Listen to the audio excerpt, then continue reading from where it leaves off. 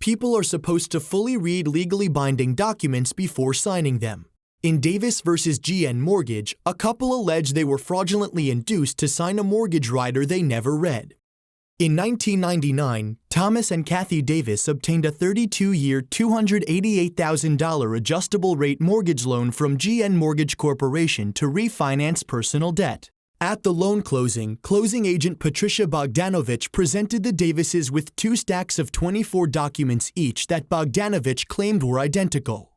Bogdanovich allegedly said the 2 stacks accurately represented the agreement between the Davises and GN, including a 2-year prepayment penalty period. The Davises signed 1 stack for Bogdanovich to deliver to GN and kept the unsigned stack for their records. The Davises didn't compare the 2 sets of documents or read them thoroughly during the closing. A couple months later, GN sold the mortgage to Countrywide Home Loans. Leading up to the 2-year anniversary of the loan, the Davises contacted Countrywide to request the remaining balance due in order to pay it off.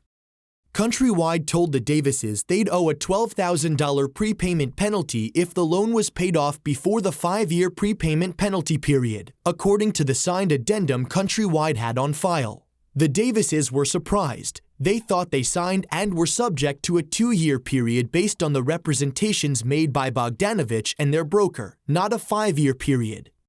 When the Davises reviewed the unsigned documents they had on file, they found 2 different prepayment penalty note addendums drafted by GN that they hadn't previously read. The addendums were identical, except one had a 2-year period and the other was for 5 years. The Davises assumed they signed both because they had a copy of both and signed all the documents in the stack Bogdanovich said was identical.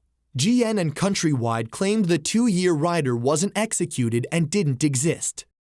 The Davises sued GN and Countrywide in part for common law fraud. GN and Countrywide moved for summary judgment. The court granted both motions. The Davises appealed.